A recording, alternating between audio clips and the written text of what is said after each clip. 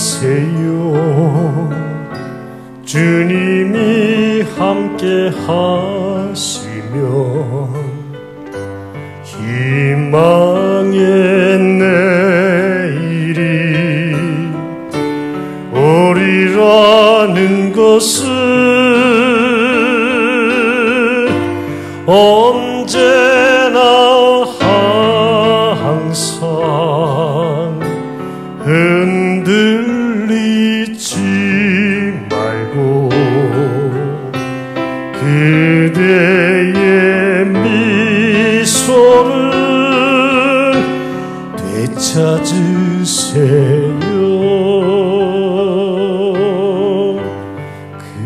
그대의 미소를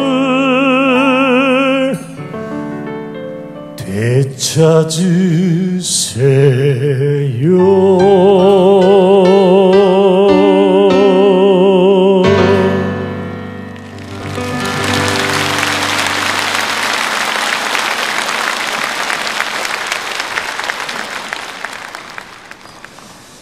자, 오늘 제가 2007년 새해가 이렇게 이제 희망의 또 해를 떠올렸는데, 저희들이 새로운 시작, 새로운 결심, 새로운 계획, 새로운 출발을 잘 하자는 의미에서 저희가 새해 원단에 드리는 축복의 기도를 좀 먼저 여러분들께 드리고 싶습니다.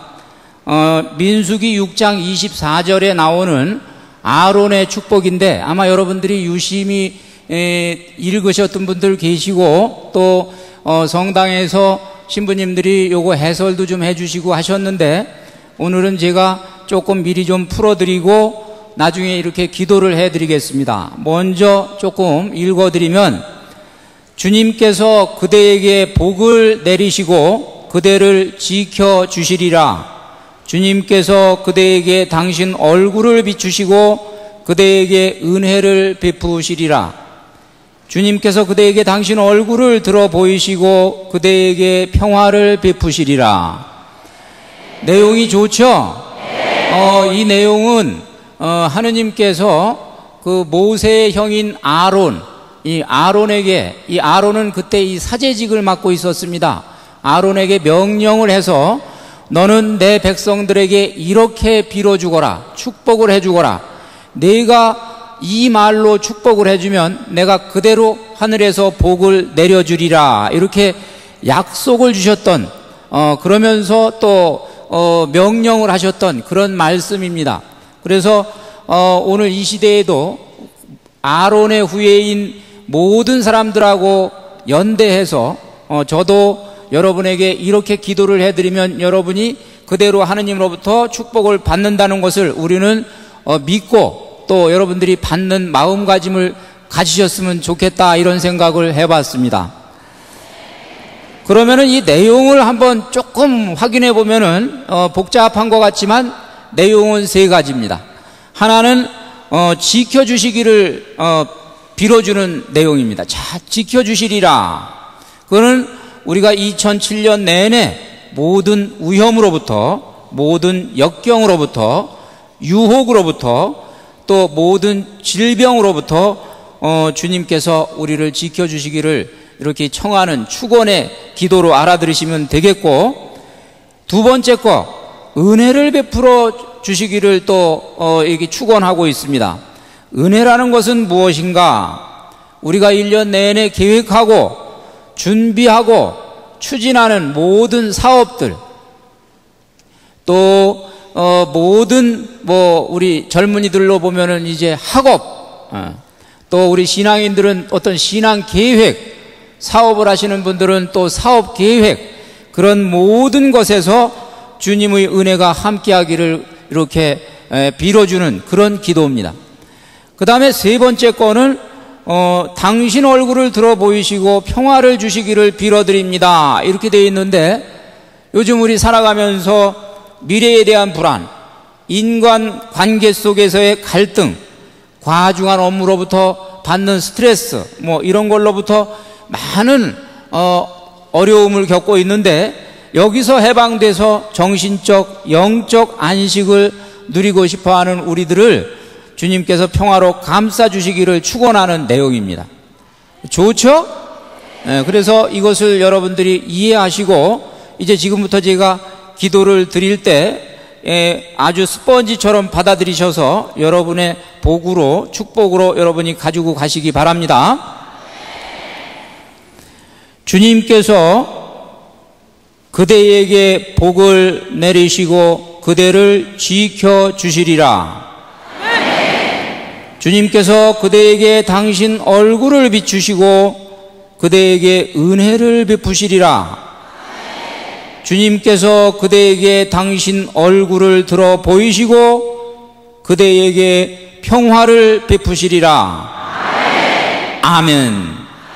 네, 이대로 오늘 오신 분들 집에 가지고 가셔서 이걸 나누시기 바랍니다. 네.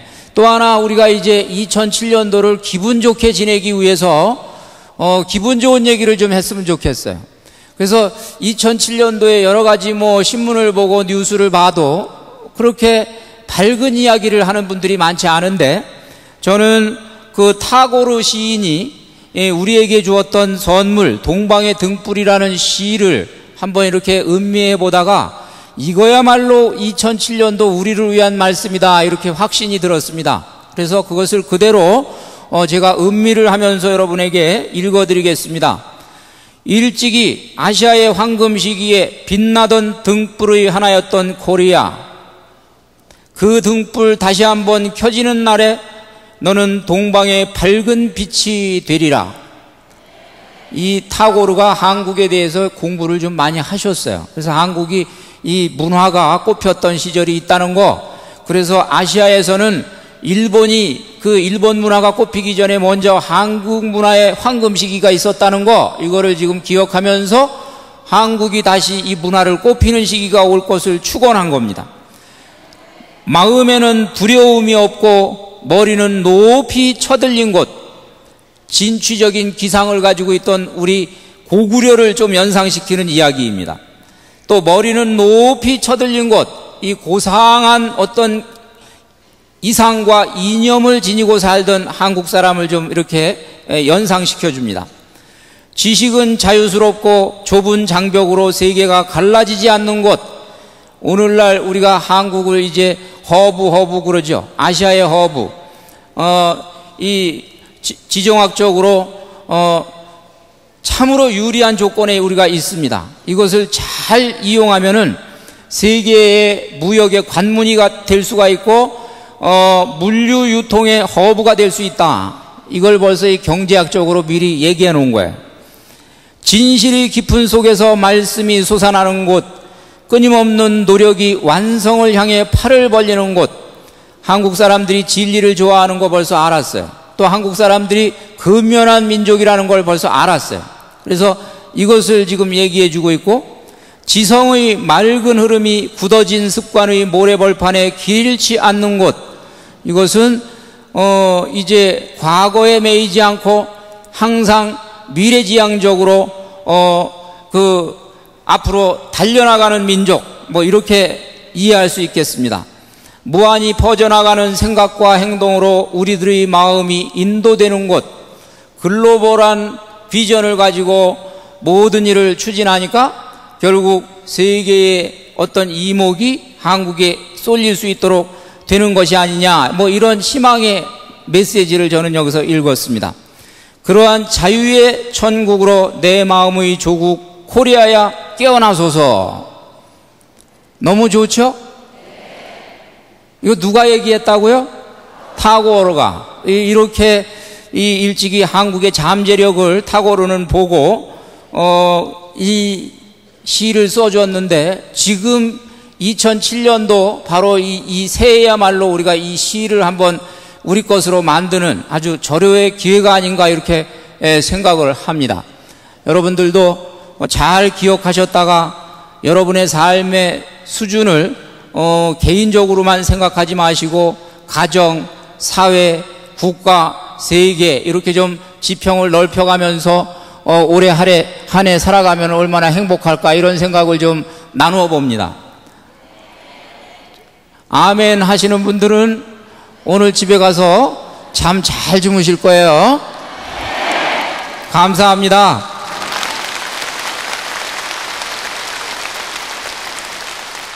제가 이 차제에 조금 말씀을 드리면,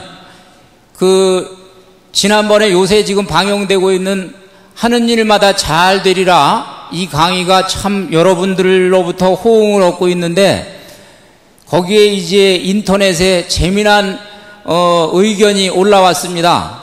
조금 비판하는 의견이 올라왔는데, 저는 직접 읽어보지 않고 간접적으로 전해서 들었는데, 내용이 뭐냐 하면, 왜 그렇게 방청객들이 와가지고 아멘 소리를 많이 하냐, 아멘 소리 좀 적게 좀 했으면 좋겠다, 이런 의견이 올라왔다는 거예요. 그래서 제가 차제에 여러분에게 미리 말씀을 좀 드리면, 비판받을 수 있는 거는 제가 감수하겠습니다. 예를 들면 신부가 머리에다가 기름을 바르고 나와가지고 강의를 하냐, 그거는 제가 받아들입니다. 그건 뭐 죄송하다고 얘기할 수도 있고.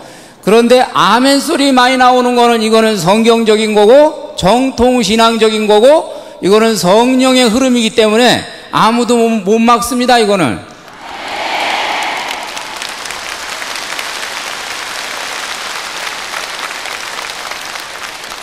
그러니까 오늘 오히려 여러분들이 더욱더 아멘 소리를 통해서 성령 충만한 이 자리가 되기를 저는 바랍니다. 자, 이제 저희가 이 무지개 원리를 한번 아주 종합적으로 짧은 시간에 제가 요약을 해드리는 것도 좀 중요할 것 같습니다. 이 무지개 원리를 제가 처음에 착안을 하게 된 것은, 문제의식은 한 30년 정도 제가 가지고 있었습니다. 우리가 어떻게 하면은 그 운명이라는 거, 어떻게 하면은 팔자의 굴레에서 좀 벗어날 수 있을까? 제가 사제직에 이렇게 그 뜻을 두면서 신학교에서 공부를 할 때부터 이것은 저의 문제의식이었습니다. 예수님은 분명히 좋은 처방을 갖고 계신데, 이 처방을 우리가 잘 이해하지 못하고 구체화시키지 못했구나. 어떻게 하면 이것을 잘 한번 정리해서 이것을 가지고 우리 신자들 아니면 비신자들도 좀 도와드릴 수 있을까, 문제의식을 가지고 있었고, 이것이 30년 제 안에서 이제 계속 누적되어 오는 중에 저는 이것을 풀 수 있는 여러 가지 해법을 찾는데, 그 해법을 찾으라고 아마 주님께서는 저에게 여러 학문을 두루두루 편력할 수 있는 기회를 주셨습니다. 저는 그게 이거하고 상관이 있는지 몰랐는데 돌이켜보니까 연결이 탁 되는 거예요. 그래서 제가 사실은 일반 대학교에 공학을 공부했어요. 기계설계학이라는 것을 공부했습니다. 기계설계학을 공부하고 나서 졸업할 때 제 관심이 행복, 또 인류의 구원, 뭐 이런 쪽으로 좀 관심이 쏠려서 정말 마음을 크게 전환시켜서 신학교에 들어갔어요. 신학교에 들어가서 신학교에서 이제 이 공부를 하는데, 저는 또 취미로 그때 당시에 동양 철학에 많이 매료가 돼가지고 동양 철학을 또 개인적으로 많이 이 책을 읽으면서 수업 시간에서 배우는 것 이상으로 탐닉을 했습니다. 어느 정도 감이 잡히고 이제 저의 관심은 서양 철학 쪽으로 옮아갑니다. 그래서 서양 철학은 저는 전공자는 아니지만 지금도 서양 철학 전공자를 1년에 한두 번씩 꼭 만나면서 사사받고 있어요. 유럽에 제 친구가 지금 살고 있는데, 이 친구를 일부러 1년에 한 번씩 제가 초대해요. 한 일주일 동안 만나면 우리는 계속 철학적인 얘기만 나눠요. 그래서 그 친구를 통해서 지금도 제가 이 철학적인 어떤 기초를 지금 쌓고 있고, 그리고 나중에 이 유학을 가가지고 제가 뭘 공부했냐 하면은 성서학을 공부했습니다. 성서학을 공부하면서 오늘날 이 유다인들이 가지고 있는 이 탈무드 쪽, 뭐 이쪽에 많이 관심을 가지면서 사실은 그때 거의 실마리를 잡았어요. 그러니까 실마리만 잡았어요. 감만 잡았어요. 이 양반들이 뭔가 비밀을 가지고 있다. 하느님께서 중요한 어떤 행복과 성공의 정보를 요 이스라엘 사람들에게 천기 누설해 놓으셨다. 그래서 요것만 잘 알아들으면 우리도 복된 생활을 할 수가 있다. 요거를 이제 이렇게 감을 잡고 있다가, 그 다음에 제가 이제 박사학위는 삼옥신학으로 이제 박사학위를 받게 됩니다. 삼옥신학은 현대인들이 어떻게 하면은 신앙생활을 이 사회 속에서 잘 할 수 있을까, 여기에 관심이 많아요. 그래서 자연히 그것을 그 배우는 과정에 사회학을 배우게 되고 심리학을 또 이렇게 깊이 있게 배우게 되고 해서 또 그쪽 공부를 하게 됐습니다. 그리고 이제 이 제 공부가 어느 정도 정리가 될 때 건강이 좋지 않아 가지고 1년 반 또 하느님께서 저한테 이렇게 휴가를 보내주셨어요. 그래서 1년 반 동안 저는 그 기간은 의학서적만 읽었어요. 그러니까 한 1000권은 제가 읽었다고 저는 지금 자부합니다. 건강서적을 그때 이제 많이 읽었어요. 그러니까 제가 이 얘기를 드리는 거는 뭐가 그렇게 이게 두루두루 계속 돌고 다니죠, 그죠? 공부를 이렇게 두루두루 할 수 있는 기회를 제가 한 게 아니라 지금 돌이켜서 보니까 하느님이 시켜주셨어요. 네.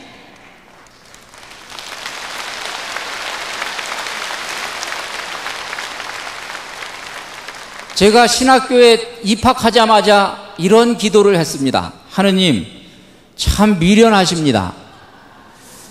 저를 신학교를 보내실 것 같으면 기왕이면은 무슨 문학적으로 좀 공부를 하게 해서 영문을 배우든지 해서 나중에 공부하는데 좀 도움이 되는 공부를 시켜주시지, 아니면 철학을 좀 시켜가지고 철학 기반을 좀 탄탄하게 저한테 쌓아주시면 신학 공부할 때 이게 얼마나 도움이 많이 되겠습니까? 왜 쓸데없는 기계설계학을 4년 동안 공부하게 해가지고 시간을 허비하게 하십니까? 이렇게 기도를 드렸거든요.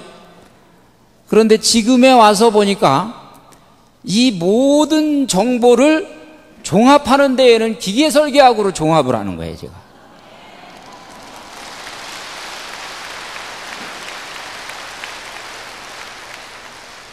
이 기계설계학이라는 게 뭐냐면, 여러분, 수학, 물리학, 화학, 생물학, 이 모든 어떤 기초학문을, 보이지 않는 기초학문을 가지고 보이는 물건을 만들어내는 게 기계설계학이에요. 그러니까 보이지 않는 진리를 붙잡아서 보이는 어떤 프로그램을 만드는 것이 지금 제가 하고 있는 일인 거예요.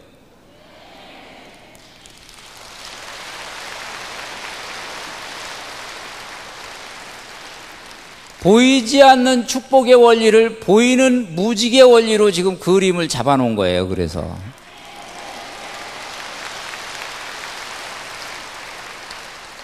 그래서 궁극적으로 이 무직의 원리가 이제 태어나는 마지막 단계에서 저는 신명기 6장 5절에서부터 9절에 나오는 너 이스라엘아 들어라, 이 쉐마 이스라엘로 알려진 이 대목에 이제 제가 이 주목을 하게 되는 겁니다.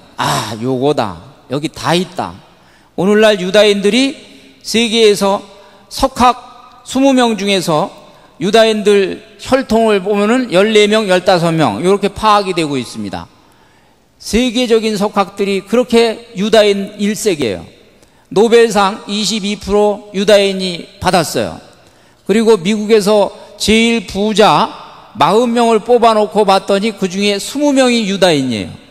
그러니까 이제 유다인이 세계에서 가장 위대한 업적을 남겼다라는 데에는 누구도 반대하지 못하는 거예요.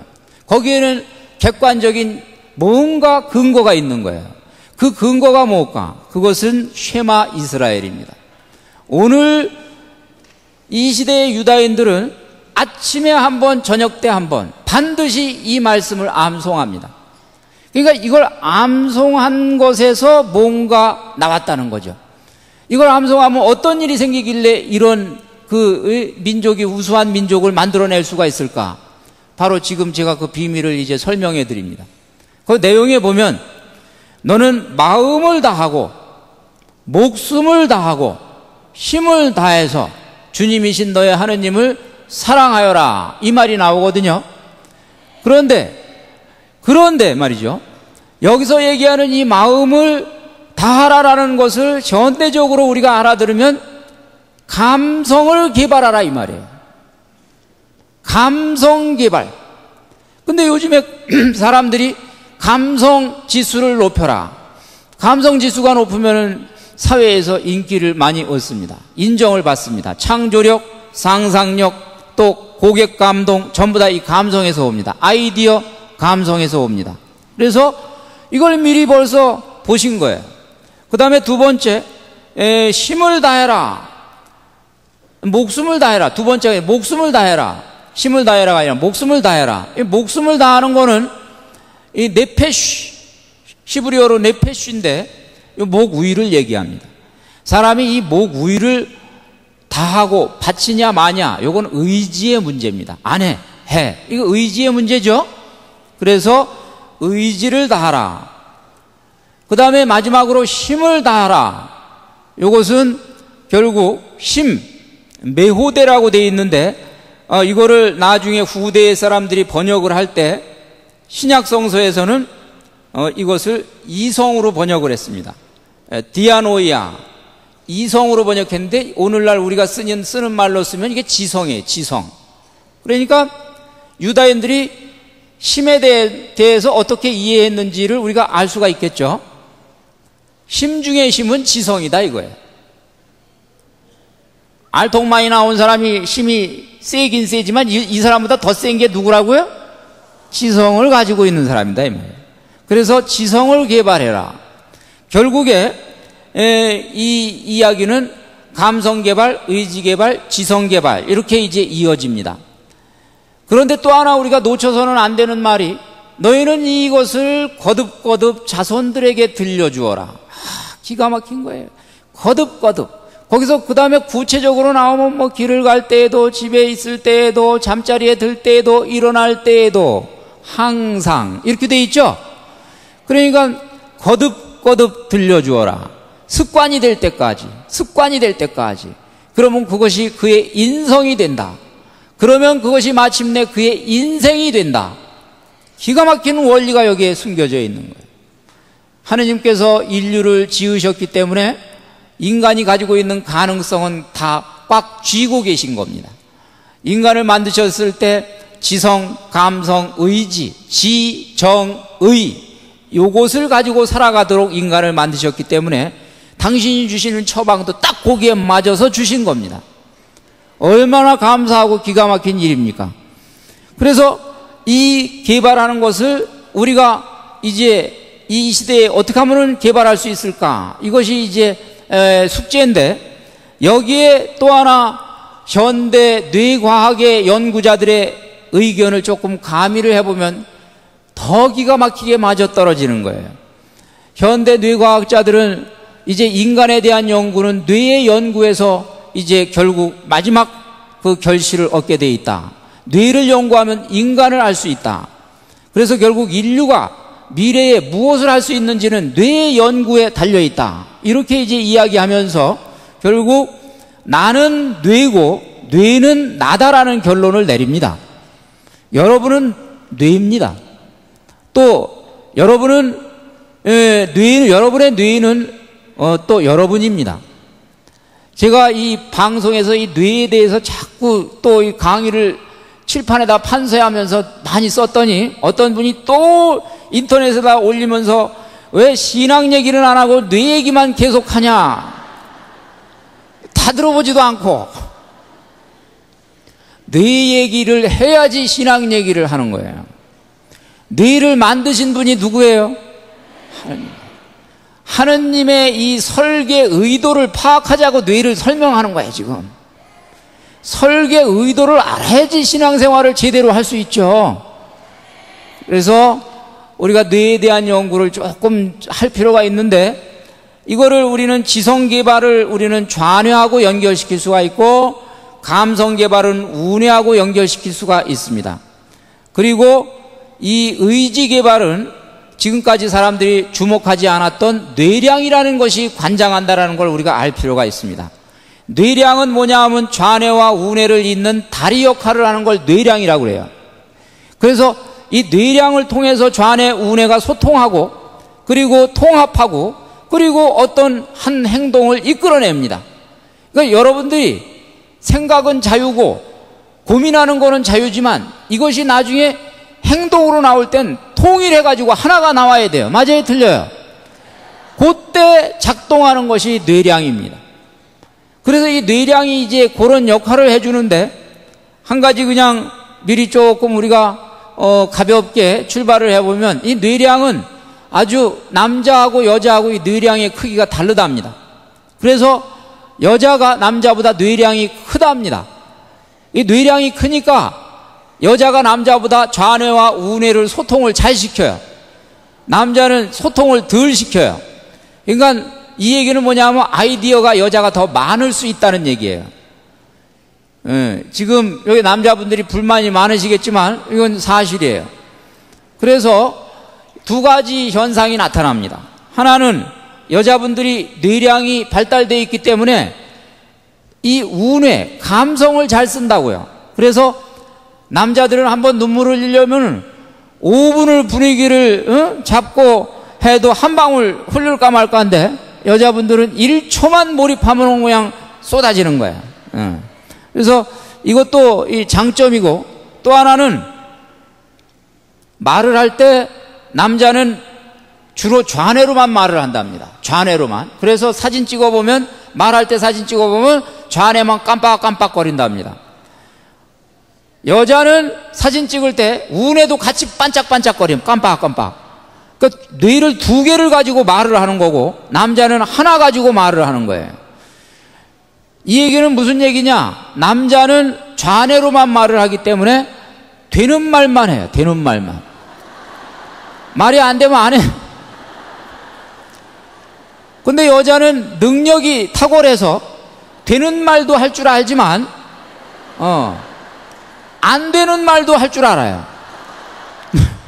그래서 화제가 끊일 수가 없어. 화제가. 제가 이번에 신년 초에 그 경제인들 그 모임에 이 개발원 그 모임에 강의를 갔는데 거기 조순 선생님이 나오셨어요. 조순 선생님이 제 강의를 다 듣고 무슨 나중에 이 평을 해주시는데 특히 이 대목을 집중하시더라고요. 그러더니 뭐라 그러시냐면 아까 그 얘기 듣고 좋은 생각이 났다는 거예요. 당신이 평소에 여러 사람들하고 대화를 나눠보니까 이 쓸데 있는 의견은 여자가 많이 내더라는 거를 자기는 늘 생각했는데 이 얘기를 하기가 굉장히 조심스러웠다는 거예요. 남자들한테 욕먹을까봐. 그런데 오늘 이 강의 듣고 나서 이제 앞으로 다니면서 이제 자신있게 얘기할 수 있게 됐다. 의견을 나눠보면은 똑 부러진 얘기는 여자들이 많이 하더라.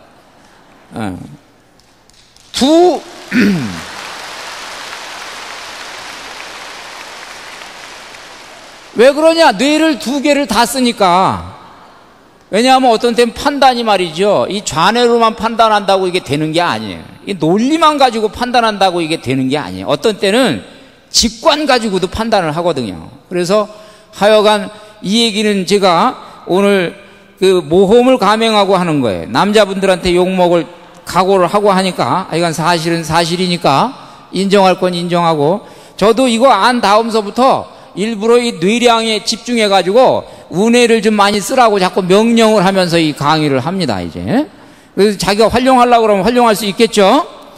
자, 그래서 이제 이것을 가지고 저희가 하나하나 무지개 원리로 연결을 시켜보면은 지성개발, 감성개발, 의지개발이라는 말로 제가 순서를 조금 바꿨어요. 원래는 감성개발, 의지개발, 지성개발이에요, 성서에서는. 근데 우리의 언어 습관에 따라서 지성개발, 감성개발, 의지개발 이렇게 순서를 이제 바꿔서 보니까 첫 번째 무지개 원리가 지성개발에서 두 개가 나와요. 하나는 긍정적으로 생각하라, 또 하나는 지혜의 씨앗을 뿌려라. 그 다음에 두 번째 이제 감성개발에서는 감성, 우리 상상력, 창조력을 총동원해서 할 수 있는 거는 꿈입니다. 꿈. 그래서 꿈을 품어라.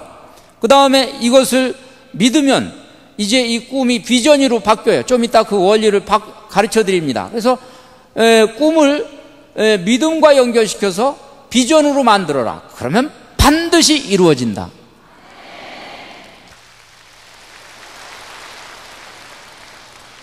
자, 그리고 이제 5번째로 말을 다스려라. 6번째로 습관을 길들여라. 이것은 뇌량을 통해서 우리가 하는 것을 연결시킨 건데, 결국에 좌뇌와 우뇌는 들어가 있는 겁니다. 그거를 우리는 인풋이라고 그러죠. 들어가 있다. 인풋입니다.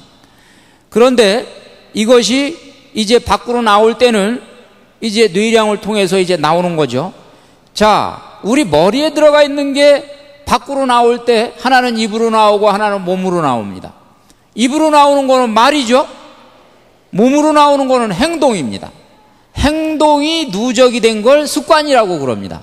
그래서 제가 말을 다스려라. 그 다음에 뭐예요? 습관을 길들여라. 자, 이렇게 이제 6가지를 찾았는데, 이거보다 더 중요한 것이 7번째예요.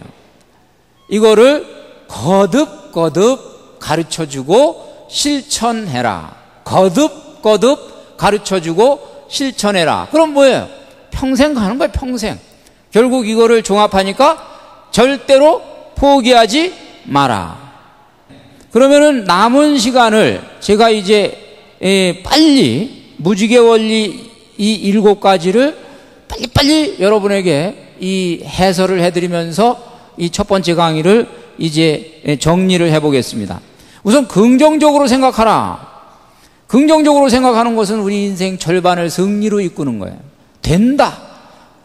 할 수 있다. 항상 도전해보자. 우리 살다 보면은 너무 우리가 상처도 받고 실패도 하고 속기도 하고 그래가지고 부정적인 사고방식이 자꾸 우리 안에 형성이 돼 있어요. 이미 형성이 돼 있어요.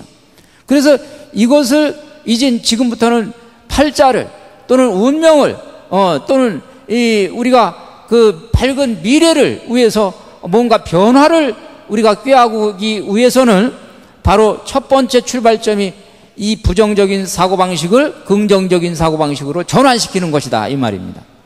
그래서 전환을 시키는데 제가 기초적인 얘기는 그 전에 많이 했으니까 하나만 예를 들어드리면, 구체적인 예를 들어드리면, 이번에 요새 미국에서 미식축구 MVP를 받은 하인즈 워드가 몇 번 왔죠? 하인즈 워드가 우리는 그의 승리만 지금 바라보고 있고 지금 잘 되고 있는 것만 바라보고 있는데 어떻게 해서 거기까지 갔는지는 우리는 모른단 말이죠. 그런데 하인즈 워드는 호녀로서 어렸을 때 사실은 구박을 받고 자란 겁니다. 인정을 받지 못했어요. 그래서 어려서부터 벌써 우울증이 왔어요. 우울증이. 이걸 어떻게 극복할 수 있을까? 하인즈 워드는 자기 나름대로 생각해낸 것이 미키마우스를 보면서, 미키마우스만 보면 기분이 좋고 신이 나거든요. 그래서 아예 이 문신을 내 몸에다가 새겨버리자. 그래서 자기가 직접 문신을 새겼어요. 또 그림을 잘 그리지는 못했다고 그래요. 그냥 이게 시원찮은 미키마우스를 하나 그려놨는데 그거를 보면서 볼 때마다 웃은 거예요. 우울한 일이 생기면 미키마우스를 보고 웃은 거예요. 아이들하고 안 좋은 일 있을 때 미키마우스를 본 거예요. 성적이 안 좋으면 미키마우스를 본 거예요. 그러면서 긍정적인 사고방식을 익힌 겁니다. 웃자, 해보자, 도전하자. 이것이 그의 의식 안에 자신감으로 형성이 되니까 운동을 하면서도 이제 점점 훌륭한 선수로서 성장할 수 있었고, 마침내 미국의 그 기가 막힌 선수들을 앞서고 MVP까지 탈 수가 있었다. 간단한 거예요. 물론 재능도 있었겠지만 근본적인 원천적인 에너지는 긍정적인 생각에서 온 거예요. 그러니까 여러분들도 우선 이 첫 번째에다가 좋은 방법을 동원하세요. 미키마우스로 여러분들도 문신을 하든지, 웃을 수 있는, 이 웃으면서 긍정적인 생각이 드니까, 이 요즘에 이 우울증의 시대예요. 우리나라가 지금 전체가 지금 우울증을 앓고 있는데, 웃을 수 있는 장치를 만들어 놓으세요. 여러분이 뭘 보면 웃을 수 있을까? 말씀을 붙들면 웃을 수 있을까? 기도를 하면 웃을 수 있을까? 예. 십자가를 바라보는 것이 나를 우울하게 하면 오히려 십자가보다 성모님을 좀 바라보시고 뭐 하여간 여러분들이 방법을 찾아보시기 바랍니다. 자, 두 번째, 지혜의 씨앗을 뿌려라. 지혜의 씨앗을 뿌린다라는 것은 대단히 중요하죠. 자, 제가 그냥 빨리 여러분들이 알아듣도록 하기 위해서 하나의 예화를 말씀드리겠습니다. 한 선비가 강을 건너 죽어 있는 사공에게 으스대면서 물었습니다. 자네 글을 지을 줄 아는가? 사공이 대답합니다. 모릅니다. 그럼 세상 사는 맛을 모르는구먼. 그러면 공명이 가르치면 아는가? 모릅니다. 저런 인간의 도리를 모르고 사는구먼. 그럼 글을 읽을 줄 아는가? 아닙니다. 까막눈입니다. 원 세상에. 그럼 자네는 왜 사는가? 바로 그 순간에 배가 암초에 부딪혔습니다. 그래서 둘 다 물에 빠졌습니다. 이제 사공이 선비한테 질문을 합니다. 선비님, 헤엄을 치실 줄 아십니까? 아니, 난 모르는데. 그럼 선비님은 죽은 목숨이나 마찬가지입니다. 사공은 다 몰랐지만 사는 법은 알았어요. 선비는 다 알았지만 사는 법을 몰랐어요. 예수님이 한마디 하십니다. 온 천하를 얻고도 자기 목숨을 잃으면 무슨 소용이 있느냐.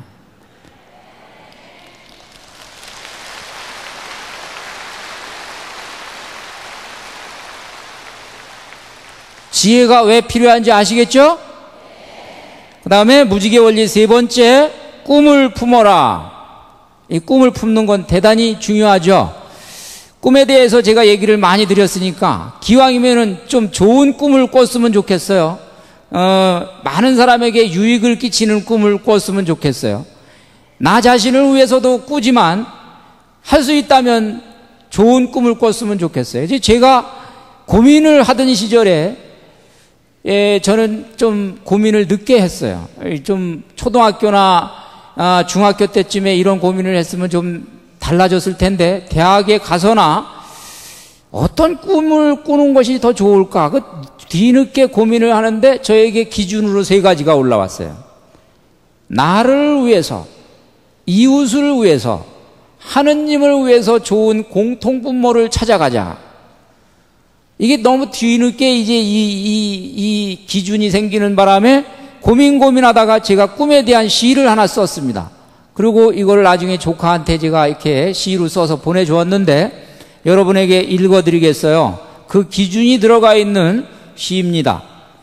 소년이여, 보석처럼 빛나는 까만 하늘을 담은 그대의 눈은 아득히 무엇을 바라보는가.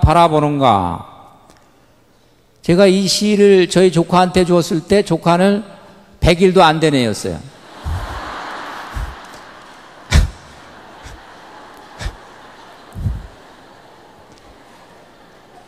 하여간 자라면서 알아들을 수 있을 때 알아들어라, 이 말을 하고 미리 준 거예요. 진리의 불씨 하나 얻기 위하여 그런 꿈에 가득히 가슴 설레이는가. 진리 하나면 우리는 뿅 가는 거예요, 그냥. 저 높은 하늘 뜬구름 흰구름에 그 마음 띄워 우러러 그대 꿈은 험한 세상의 달이여라. 사람들 좀 도와주는 삶을 살아라, 이 말이죠. 광야에 외치는 이의 소리도 좋기는 하지만은 에오라지 그대 꿈은 역사에 말없는 받침돌이여라. 말만 많이 하지 말고 실행하는 사람이 되거라, 이 말이죠.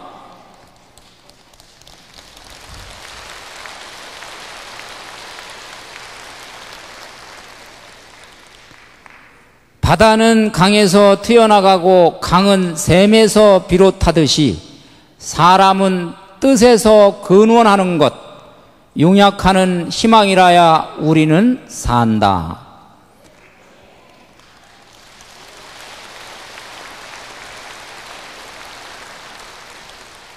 예, 이것이 책에 있으니까 집에 가셔서 여러분들도 한번 읽으시면서 여러분의 꿈을 한번 정리해 보세요. 이 안에 기준이 있었어요. 나를 위해서, 이웃을 위해서, 하느님을 위해서 동시에 만족시킬 수 있는 그런 꿈을 꿔보자. 그렇죠? 네. 자, 무지개 원리 네 번째, 성취를 믿어라. 빨리빨리 하겠습니다. 미국 중서부 지방의 어느 작은 농촌 마을에서 일어난 일입니다. 이제 비가 안 왔어요. 그래서 이제 기도 모임을 만들었습니다. 이제 기도회를 하자. 비 오도록. 그래서 기도회를 했는데 교회에 이제 사람들이 이렇게 많이 찾는데 거기에 한쪽에 이 아이가 얼굴이 상기된 채 아주 그냥 그 빛나는 눈동자를 가지고 앉아 있는데 진행자의 눈에 보이니까 딱 아이만 앉아 있는 게 아니라 빨간 우산이 놓여 있는 거야. 그래서 그날 기도회가 새로운 분위기로 기도회가 진행이 됐다는 얘기인데 빨간 우산을 가지고 온 아이. 무슨 얘기예요? 다른 사람들은 기도하러 왔는데 이 아이는 응답을 받으러 온 거예요. 이게 믿음이에요. 이게 믿음이에요.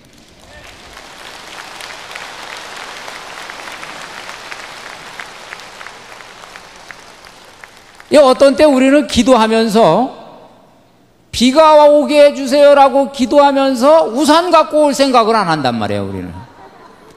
그런데 이 아이는 오늘 기도회를 하니까 오늘 저녁에 비 오겠네. 믿음으로 우산을 가지고 온 거예요.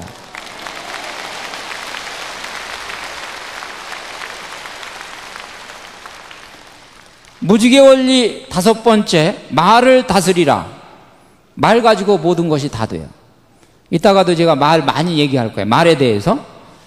그래서 이거는 빨리 제가 정리를 해드리면 이혜인 수녀님 나를 키우는 말 속에 다 들어가 있어요. 음미해 보겠습니다. 행복하다고 말하는 동안은 나도 정말 행복한 사람이 되어 마음에 맑은 샘이 흐르고 고맙다고 말하는 동안은 고마운 마음 새로이 솟아올라 내 마음도 더욱 순해지고 아름답다고 말하는 동안은 나도 잠시 아름다운 사람이 되어 마음 한자락 환해지고 좋은 말이 나를 키우는 걸 나는 말하면서 다시 알지. 좋죠? 내가 말하는 대로 이루어집니다. 무지개 원리 여섯 번째, 습관을 길들이라. 작자 미상의 글에 나에 대한 글이 있는데 여러분 잘 들어보세요. 나는 모든 위대한 사람들의 하인이고 또한 모든 위대한 사람들의 실패한 사람들의 하인입니다. 위대한 사람들은 사실 내가 위대하게 만들어준 것이지요. 실패한 사람들도 사실 내가 실패하게 만들어버렸고요. 이게 누구예요, 이게? 습관. 나를 택해 주세요. 나를 길들여 주세요. 나 엄격하게 대해 주세요. 그러면 세계를 제패하게 해드리겠습니다. 나를 너무 쉽게 대하면 당신을 파괴할지도 모릅니다. 위대한 습관을 몸에 익히면 세계를 제패하는 사람이 되고 실패하는 습관을 몸에 익히면은 파괴를 당합니다. 그 습관에 의해서. 말이 이 습관이죠? 네, 여러분들 알아들으셨을 겁니다. 절대로 포기하지 마라. 이제 마지막입니다. 일곱 번째, 무지개 원리 마지막. 제가 비엔나에서 이제 유학을 했는데, 비엔나에서 한 2시간 정도 거리에 알프스산 지류가 있어요. 그래서 거기를 신학생들하고 어느 날 같이 등산을 했는데, 그 꼭대기에 올라가서 산장에 도착을 하고 보니까 그 옆에 십자가가 하나 놓여 있었어요. 그래서 이 십자가를 이제 가서 유심히 사연을 보니까 어느 날 눈보라가 치는 날 한 사람이 이 산에 올라가기 위해서 등산을 하는 중이었는데 딱 한 사람이 간 거예요. 그 사람은 평소에 그 산장으로 가는 길을 알았던 사람이에요. 그래서 그 사람이 가다가 눈보라가 치니까 서둘렀는데 이 눈보라 때문에 이 지연이 됐습니다. 그러고 어둠이 몰려왔습니다. 그래서 더듬어서 가는데 1m 앞을 구분할 수 없을 만큼 이제 심해졌어요. 그래서 찾아서 가는데 여기쯤이었는데 그러고 가는데 1m 앞이 안 보이니까 이제 그 앞에 탁 가가지고 내가 길을 잃었나 보다. 분명히 그 가는 길로만 더 갔으면 됐는데 나중에 결국 목숨을 놓은 겁니다. 이 사람은 5m를 더 갈 수 있는 에너지를 가지고 있었어요. 그러나 나는 길을 잃었다. 여기가 끝장이다. 스스로 체념했기 때문에 거기서 결국 얼어 죽은 거예요. 제가 그것을 발견하고 나서 이제 저에게 좋은 교훈이 하나 생긴 거예요. 어려운 일이 있을 때마다, 절망이 올 때마다, 여기가 끝이구나 생각이 들 때마다 5m만 더 가자. 거기 산장이 있다.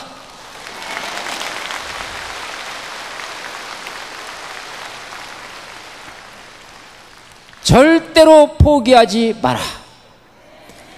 여러분, 오늘 이 첫 번째 강의는 이 정도로 제가 정리를 하겠습니다.